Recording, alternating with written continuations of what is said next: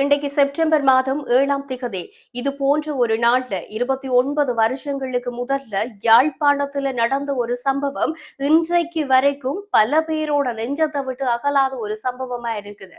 கிருஷாந்தி குமாரசாமி படுகொலை செய்யப்பட்ட சம்பவம். நான் பேரை சொன்னதுமே உங்கள் பலருக்கும் பலவிதமான ஞாபகங்கள் வரக்கூடும். கட்டாயம் ஞாபகங்கள் வந்தே ஆக வேண்டும். ஏனென்றா எங்கட இனம் பட்ட வேதனைகள் எல்லாம் சொல்லி மாளாது.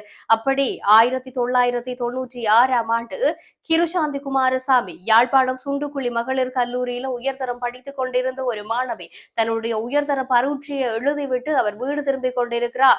வீடு திரும்பிக் கொண்டிருக்கிற நேரத்துல செம்மணி சோதனை சாவடியில நிறுத்தப்படுறா விசாரணைக்காக சொல்லி வீடு திரும்புவா என்று சொல்லி எதிர்பார்த்து கொண்டிருந்த நேரத்துல கிருஷாந்தி வீட்டுக்கே திரும்ப இல்லை. இந்த நேரத்துல தன்னுடைய மகள் வரவில்லை என்று சொல்லி தாய் ராசம்மா ஏங்கிக் கொண்டிருக்கிறார்.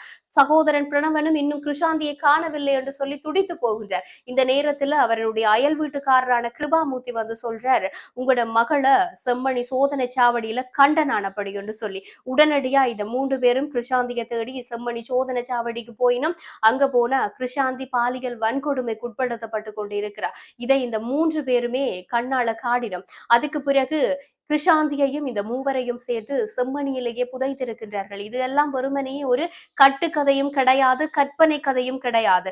இந்த சம்பவத்துல நேரடியாக தொடர்பு பட்டிருக்கிற ராணுவ அதிகாரி ஒருவர் தெரிவித்த வாக்குமூலங்கள் தான் இந்த விடயங்கள் எல்லாம். அதுக்கு பிறகு 1999ஆம் ஆண்டு காலப்பகுதியிலே எல்லாம் கிருஷாந்திக்கு நீதி கிடைக்க வேண்டும் என்று சொல்லி பல்வேறுபட்ட அழுத்தங்கள் சந்திரிகா அம்மையாரினுடைய ஆட்சி காலத்துக்கு போகுது. அப்படி இருக்கைக்குள்ள உடனடியா தண்டனை வழங்கணும் இதுல சம்பந்தப்பட்டிருக்கிறவர்களுக்கு என்று சொல்லிக்குள்ளதான் அதுல 6 ராணுவ அதிகாரிகள் இந்த விஷயத்துல சம்பந்தப்பட்டிருக்கிறோம் என்று சொல்லி 1999ஆம் ஆண்டு அந்த 6 பேருக்கும் தூக்கு தண்டனை அப்படி என்று சொல்லி யாழ்ப்பாண நீதிமன்றத்துல வச்சு உத்தரவு பிறப்பிக்கப்பட்டது. இந்த அடிப்படையில அன்றைக்கு அந்த 6 பேரும் உத்தரவு பெற்றதன் பேர்ல இன்றைக்கு வரைக்கும் அவர்கள் வந்து சிறைச்சாலைகளிலேயே இருக்கணும். இந்த சிறைச்சாலைகள்ல இருக்கிற முக்கியமான 6 பேரில் ஒருவர் தான் சோமரத்ன ராஜபக்ஷ.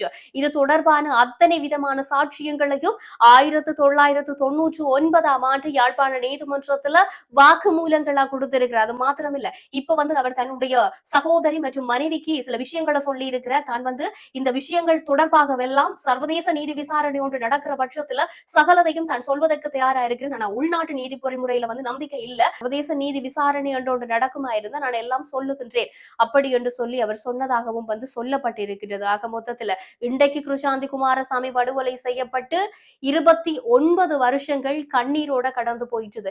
இப்படித்தான் செம்மணி மாதிரி வடக்கு கிழக்குல ஏராளமான புதைக்குழிகள் தமிழரினுடைய சோக கதையை வந்து சொல்லும். இன்றைக்கு யாழ்ப்பாணம் நல்லூர் அந்த